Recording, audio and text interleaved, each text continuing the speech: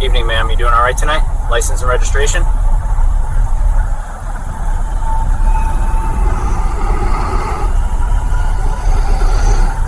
Ma'am? This cop thought he was being paranoid until he realized the ghost following him was someone he killed 5 years ago. Officer Brennan first noticed the white sedan 3 weeks into October. Same car, same stretch of highway, always around 2 a.m. when the roads were empty and the fog rolled in thick over the asphalt. At first, he figured it was coincidence, someone working late shift, maybe a trucker taking back roads. But then he saw it again and again, always keeping distance, always 1 or 2 turns behind. Before we continue, let me take this opportunity to thank you for supporting our channel. Just choosing to watch our video means a lot to us. Before we go any further, tell us, where are you watching from? Drop your city or country below, and don't forget to like and subscribe if this is your first time here. Brennan had been a highway patrol officer for 12 years. He knew when something was off. Tuesday night, he tested it. Took 3 random turns off his usual route.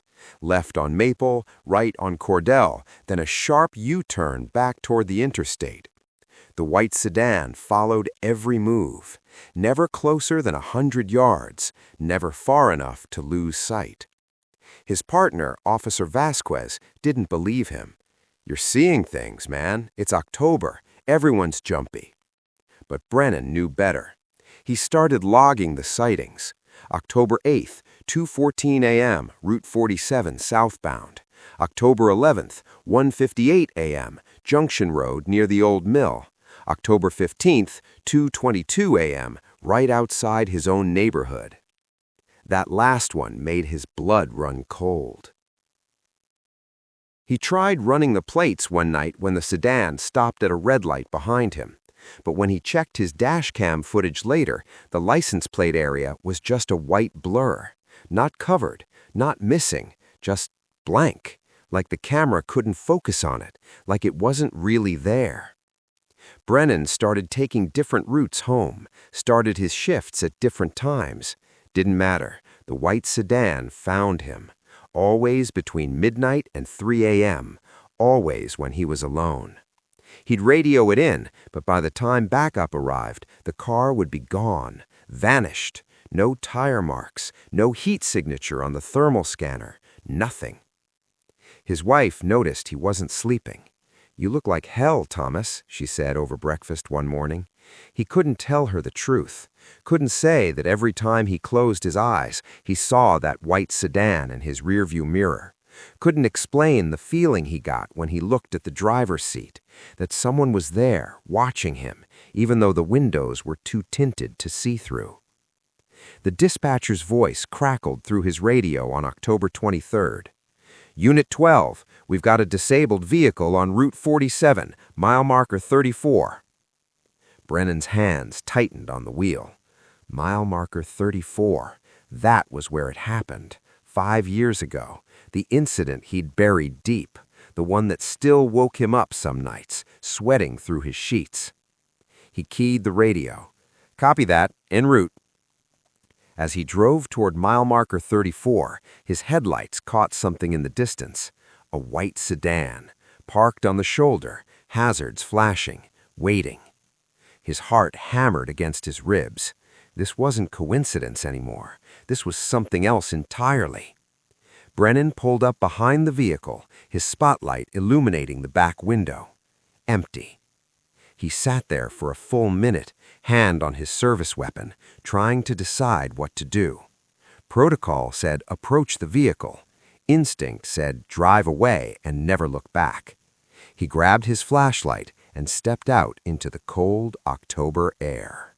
Brennan didn't want to remember that night, but the white sedan was forcing him to. It was March 2020, late March, when the world was shutting down and the highways were emptier than anyone had ever seen them. Brennan was younger then, ambitious. He'd just made full officer after 2 years as a rookie, and he was eager to prove himself. Too eager, maybe. The call came in around 11 p.m. Possible DUI, white sedan weaving across lanes on Route 47. Brennan responded immediately. He spotted the car near mile marker 34, drifting slightly over the center line. He hit his lights and called it in. Unit 12, initiating traffic stop, white sedan, northbound Route 47. The car pulled over without incident. Brennan approached with his flashlight, standard procedure. The driver's window rolled down, and he saw her face for the first time. Elena Morales, 28 years old, though he wouldn't learn her name later. Dark hair pulled back in a ponytail, scared eyes, hands shaking on the steering wheel. "License and registration, please." She reached for the glove box, and that's when everything went wrong. Her hand moved too fast. Brennan's training kicked in, the training that said quick movements could mean weapons. He drew his service weapon. "Hands where I can see them." Elena froze. I'm just getting my registration. It's in the—" "Hands on the wheel, now!" What happened next was chaos. Elena panicked. She threw the car into drive and hit the gas. Brennan jumped back, shouting into his radio for backup. The sedan fishtailed on the gravel. Shoulder, tire spinning. He thought she was trying to run him over. Thought he saw something in her hand, something dark, metallic. He fired 3 shots through the driver's side window. The sedan lurched forward another 20 feet before crashing into the guardrail. Steam hissed from the crumpled hood. Brennan ran toward the car, weapon still drawn, adrenaline screaming through his veins. When he reached the driver's door, Elena was slumped over the wheel. Blood on the windshield, blood on her white jacket. No weapon, just a phone. She'd been reaching for her phone to show him something. Brennan called for an ambulance, but he already knew. 2 shots had hit center mass, 1 through the neck. She was gone before the paramedics arrived. The phone was still in her hand, screen cracked but lit up. A text message to someone named Mama. "Cop pulled me over. I'm scared. Call you when I get home." She never made it home. The investigation took 3 weeks. Officer-involved shooting, standard review. Brennan gave his statement. Subject made erratic movements, failed to comply, attempted to flee, appeared to be reaching for a weapon. His body cam footage was grainy. The camera had glitched during the encounter, conveniently missing the crucial seconds. His story held up. The department ruled it a justified use of force. Tragic but necessary. Elena's family didn't see it that way. Her mother, Carmen Morales, stood outside the courthouse during the hearing, holding a photo of her daughter. She didn't scream or curse. She just stared at Brennan with hollow eyes. "You killed my baby," she said quietly, "and you're going to walk free." He did walk free. Back to duty within a month. Mandatory counseling, but otherwise his record stayed clean. The department closed ranks around him. The union rep said all the right things. Tragic accident, split-second decision, officer acted appropriately given the circumstances. But Brennan knew the truth. Elena Morales wasn't reaching for a weapon. She was terrified. She was reaching for her phone because she wanted her mother to know where she was, wanted someone to witness what was happening to her, and he shot her for it. He tried to bury it, threw himself into work, took extra shifts, volunteered for training courses. His wife asked if he was okay. He said he was fine. Everyone said he was fine. Time passed. The story faded from local news. The Morales family's lawsuit was quietly settled. Life moved on. Except it didn't, not really, because every few months, Brennan would drive past mile marker 34 and feel his chest tighten, would see a white sedan in traffic and his hands would start shaking, would wake up at 2 a.m. seeing Elena's face in the dark. And now, 5 years later, she was back, following him, waiting for him at the exact spot where he killed her. Do you believe the dead can come back for justice? Keep watching. The white sedan wasn't just following Brennan on patrol anymore. It was everywhere. October 25th, he saw it park across the street from his house when he left for his morning run. Same car, same tinted windows. He jogged over, but when he got within 10 feet, his phone died. Just shut off completely, even though the battery had been at 70%. By the time he got it working again, the sedan was gone. October 27th, it was in the parking lot at Riverside Elementary when he picked up his daughter, Lily. She was 8 years old, still young enough to run to him with a gap-toothed smile and a painting she'd made in art class. Brennan saw the white sedan 3 rows back, engine running. He told Lily to wait by the curb, then walked toward it. The closer he got, the colder the air became. His breath came out in clouds, even though it was 50 degrees outside. He reached for the door handle. The engine cut off. The headlights died. When he looked through the window, he saw her, just for a second. A woman in the driver's seat, pale skin, dark hair, eyes that didn't blink. Elena Morales, exactly as she'd looked that night. Then she was gone, and the car was empty. Lily tugged on his jacket.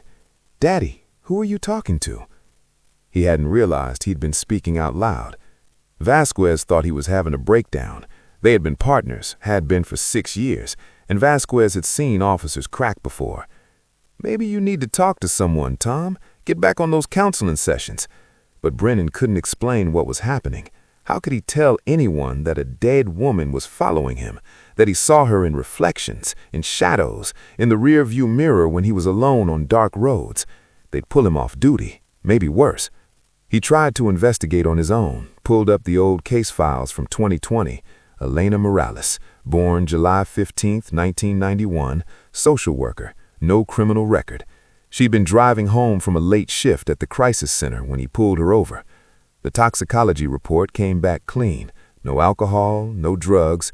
She was just tired, just scared, just trying to get home. Her mother, Carmen, had died 8 months earlier, heart attack, according to the obituary. The article mentioned Elena, said Carmen had never recovered from losing her only daughter. She died of a broken heart, one of the quotes said, waiting for justice that never came. Brennan closed the file and rubbed his eyes. Maybe that's what this was. Guilt, stress, his conscience finally catching up to him. Vasquez was right. He probably needed therapy. Therapy couldn't explain the white sedan, couldn't explain the cold air and the dead phone battery, couldn't explain seeing Elena's face in the driver's seat. November 1st, the sedan appeared in his driveway at 2:47 a.m. His wife shook him awake. "Tom, there's a car outside. Headlights are pointed right at our bedroom." He grabbed his service weapon and went to the window. The white sedan sat there, engine running, high beams flooding their bedroom with harsh white light. He could see someone behind the wheel, a silhouette, motionless. Brennan went outside in his boxers and undershirt, gun drawn. "Police! Step out of the vehicle!" Nothing. The engine hummed. The highlights didn't waver. He approached slowly, weapon trained on the driver's side. When he got close enough, he looked through the window. Elena sat in the driver's seat, hands at 10 and 2, staring straight ahead. Her skin was gray. Her eyes were black. Blood stained the front of her white jacket, the same jacket she'd worn the night she died. She turned her head slowly and looked directly at him. Her mouth didn't move, but he heard her voice inside his skull, clear as a radio transmission. "You took everything from me." Brennan stumbled backward and fired twice into the windshield. The glass spiderwebbed but didn't shatter. The sedan's lights cut out. The engine died. And when he looked again, the car was empty. Just an abandoned vehicle in his driveway, windows intact, no bullet holes, no blood, no Elena. His wife was screaming from the doorway. Neighbors' lights were coming on. Vasquez arrived 15 minutes later with 2 other units. They searched the sedan, ran the VIN. It came back registered to Elena Morales, the same car from 5 years ago. The car that should have been impounded, auctioned off, long gone. But here it was, in his driveway, calling him out. What would you do if the past came back to haunt you? Would you run, or would you finally face what you did? Brennan couldn't run anymore. The department put him on administrative leave after the driveway incident. Stress-related breakdown, they called it. His wife took Lily to her mother's house in Pennsylvania. "Just until you get better," she said, but he could see the fear in her eyes. Fear of him, fear of whatever was happening to their family. He spent 3 days alone in the house, drinking coffee and staring at case files. Elena's face looked back at him from every document: witness statements, autopsy photos, the settlement agreement with the Morales family, $350,000 in exchange for their silence and the promise not to pursue criminal charges. Blood money, that's what it was. On November 4th, Brennan made a decision. He couldn't keep living like this. If Elena wanted him, she could have him. He loaded his service weapon, put on his uniform, and drove to Route 47, mile marker 34, where it all began. The white sedan was already there, parked on the shoulder, hazards flashing, exactly as it had been that night 5 years ago. Brennan pulled up behind it, his headlights illuminating the rear window. He sat there for a long moment, hand on his weapon, heart hammering. Then he stepped out into the cold November air. The temperature dropped as he approached the sedan. His breath came out in white clouds. Frost formed on his windshield, even though it was 40 degrees. The back of his neck prickled with the sensation of being watched. He reached the driver's side door and looked through the window. Elena sat behind the wheel, hands at 10 and 2, staring straight ahead. She wore the same white jacket, now stained with dark blood. Her skin was pale, almost translucent. When she turned to look at him, her eyes were completely black. Brennan's hand moved to his weapon, but he forced himself to stop. "I know what I did," he said, his voice shaking. "I know I killed you." Elena's mouth didn't move, but her voice filled his head. Not angry, just sad, tired. "You took my life, Thomas Brennan, and then you lied about it. I was scared. You thought I was reaching for a gun, but you saw my phone. You saw it in my hand after you shot me, and you let them call it justified anyway." He couldn't deny it. The body cam had glitched at the exact right moment, or maybe he had tampered with it. He couldn't even remember anymore. The lies had become so embedded in his mind that he'd almost started believing them himself. "Your mother, Carmen, she died 8 months ago." Elena's expression didn't change. "She died waiting for you to tell the truth, died believing the world was so broken that a man could murder her daughter and walk free." "I'm sorry. I'm so sorry." The words felt hollow, inadequate. What good were apologies to the dead? "Sorry doesn't bring me back. Sorry doesn't give my mother closure. Sorry doesn't fix what you destroyed." Brennan's legs felt weak. He leaned against the sedan, feeling the unnatural cold radiating from the metal. "What do you want from me?" Elena tilted her head, and for a moment she looked almost human again, almost alive. "I want what I wanted that night. I want to go home.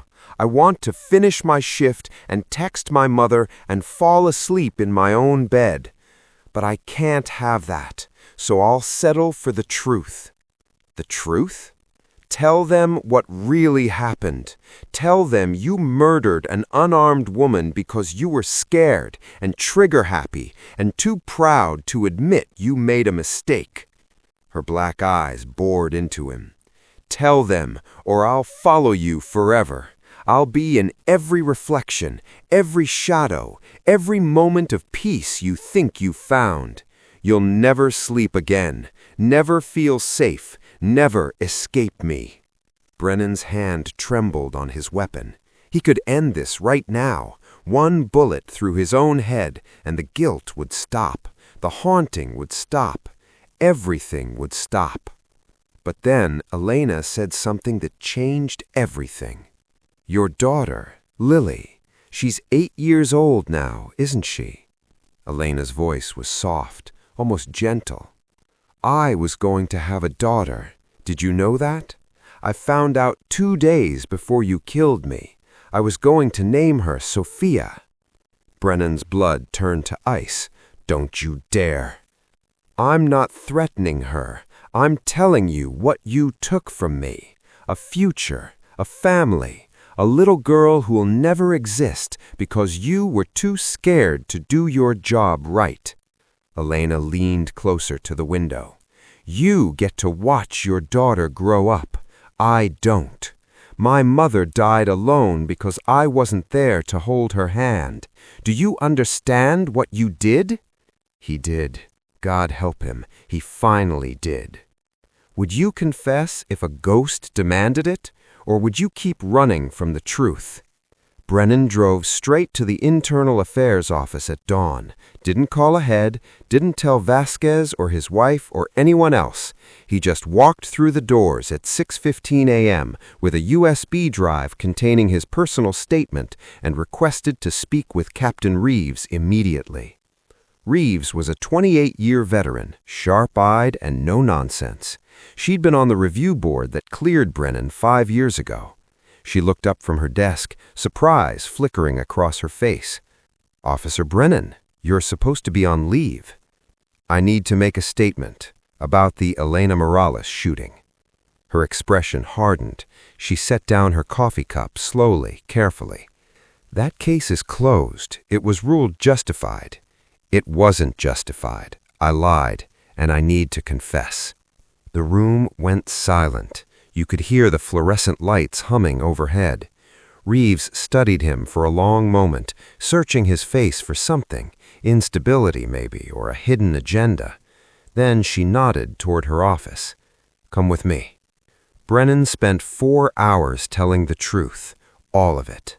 How Elena had been reaching for her phone, not a weapon. How he'd seen the phone in her hand immediately after the shooting, but reported it as unknown object in his initial statement. How the body cam footage had been corrupted, not by accident, but because he disconnected it for 30 seconds during the encounter, just long enough to create reasonable doubt about the sequence of events. How he'd planted the narrative that she'd tried to flee when really she just panicked and accidentally hit the gas in her terror. How he'd watched her die knowing he'd made a catastrophic mistake and then let the department protect him anyway. He told Reeves about the union rep who'd coached him on what to say, about the department's implicit pressure to stick to a story that wouldn't create liability, about how easy it had been to let everyone else construct the lie while he just nodded and stayed quiet, about Carmen Morales standing outside the courthouse holding her daughter's photo and how he'd walked past her without saying a word. Reeves didn't interrupt. She just listened, recording everything, her pen moving across her notepad in steady strokes. When she finished, she set down her pen and looked at him with something between disgust and pity. "You understand what this means. Your career is over. You'll likely face criminal charges, manslaughter at minimum, maybe murder too, depending on how the DA sees it." "I know. Your pension, your benefits, everything you've worked for, gone." "I know. Why now? Why after 5 years? Reeves leaned forward, genuine confusion in her voice. "You were clear. The case was closed. Carmen Morales is dead. No one was coming after you anymore." Brennan almost told her about the white sedan, about Elena's ghost following him through empty streets at 2 a.m., about the haunting that had driven him to the edge of sanity, the cold presence in his driveway, the voice inside his skull demanding truth. But he knew how that would sound. They'd send him for a psych eval instead of criminal prosecution. Instead, he said, "Because I couldn't live with it anymore. Because Elena Morales deserved better than what I gave her. Because her mother died thinking the world was too broken to give her daughter justice." Reeves was quiet for a long time. Then she said, "You know this won't bring her back. I know. But it's the only thing I can still do for her." The investigation moved quickly once the confession was official. The corrupted body cam footage was re-examined by digital forensics experts from the state police. They found evidence of tampering, metadata showing a 37-second gap that couldn't be explained by technical malfunction. The timestamps didn't match Brennan's official report. Brennan's original statements were compared against the physical evidence from the scene. The inconsistencies were glaring once someone actually looked for them with a critical eye instead of the benefit of the doubt. The department tried to handle it quietly at first. offered Brennan a deal. Resign with a psychological discharge, no criminal charges, no public confession. Just disappear and let everyone move on. But Brennan refused.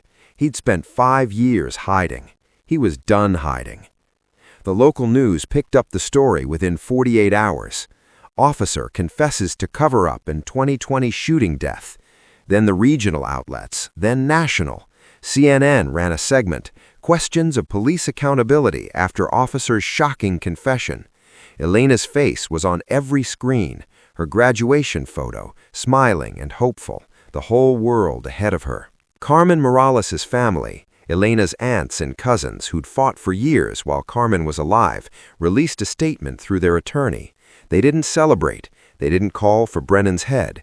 They just said they were grateful that the truth had finally come out and that Carmen could rest in peace knowing her daughter's name had been cleared. Elena was a good person, the statement read. She helped people for a living. She didn't deserve what happened to her, and she didn't deserve to be slandered after her death. We're grateful Officer Brennan found the courage to tell the truth, even if it came too late for our family to heal. That statement broke something in Brennan. The grace in those words, the dignity. He'd expected rage and hatred. He'd gotten compassion instead, and somehow that was worse. Brennan was arrested on November 12th. They didn't use sirens or make a show of it. Just 2 detectives at his door with handcuffs and a warrant. He was charged with second-degree manslaughter, evidence tampering, filing a false police report, and official misconduct. His bail was set to $200,000. His wife posted it using money from her parents, then served him with separation papers the same day. She didn't say much, just, "I can't do this anymore, Tom. Lily needs stability. I'm sorry." The union refused to represent him. His fellow officers stopped returning his calls. Vasquez sent one text, "I don't know what to say to you." Then nothing. Brennan lost everything in less than 2 weeks. His family, his career, his reputation. The house would have to be sold to pay legal fees. His lawyer said he was looking at 8 to 12 years with good behavior, maybe less if the judge considered the confession and remorse, maybe more if they decided to make an example of him. But the haunting stopped. The white sedan didn't appear in his driveway anymore. He didn't see Elena's face in reflections or feel the cold presence watching him from empty cars. The nights were quiet again. Not peaceful. He didn't deserve peace, might never deserve peace, but quiet. The crushing weight of the secret was gone, replaced by the weight of consequences. Somehow that felt more bearable, honest weight instead of hidden rot. His trial was scheduled for March 2026, almost exactly 6 years after Elena's death. The DA was pushing for the maximum sentence. Brennan's lawyer advised him to take a plea deal, 7 years, out in 5 with good behavior. Brennan was considering it. The night before his arraignment, he drove past mile marker 34 one last time. He knew he probably shouldn't. His bail conditions included staying away from the scene, but he needed to see it. The white sedan wasn't there. The shoulder was empty, just dark asphalt and guardrail under the yellow streetlights. No ghost car, no phantom presence, just an ordinary stretch of highway where something terrible had happened. Brennan pulled over anyway and stood in the cold wind, looking at the spot where Elena had died, where he had killed her. The guardrail still bore a small dent from where her car had crashed. Someone had left flowers there recently, fresh roses wrapped in plastic, already wilting in the November cold. "I'm sorry," to the empty road, his voice barely audible over the wind. The wind picked up, carrying the smell of rain and distant pine trees. For just a moment, maybe imagination, maybe something else, Brennan thought he heard a woman's voice, soft, distant, almost kind, just 2 words, "Thank you."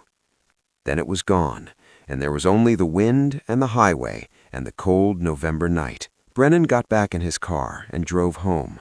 Tomorrow he would face the judge. Next month he'd probably be in prison. His daughter would grow up with a father behind bars, visiting him through plexiglass on weekends, if his wife even allowed it. His career was destroyed. His reputation was ruined. Everything he'd built over 12 years was ash and memory. But Elena Morales's name was cleared. The truth was out. Her family had their answer. And maybe, in a small way, that mattered more than everything he'd lost. Justice isn't always clean. It isn't always fair. Sometimes it comes too late to save anyone, but it still matters. The dead deserve the truth, even when the truth costs us everything, even when telling it destroys the life we built on lies. So here's the question for you. Do you think Officer Brennan did the right thing by confessing? Should guilt be enough to destroy a man's life, or should he have kept the secret buried and moved on? Was 5 years of torment enough punishment, or does he deserve what's coming? What would you have done in his place? Could you live with that kind of secret, or would it eat you alive?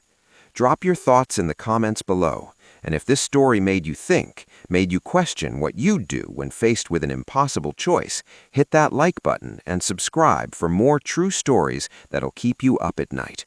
Because sometimes the scariest stories aren't about ghosts or monsters. They're about ordinary people making terrible choices and having to live with the consequences. Thanks for watching, and remember, the truth always finds a way out, even if it takes 5 years and a ghost in a white sedan to drag it into the light.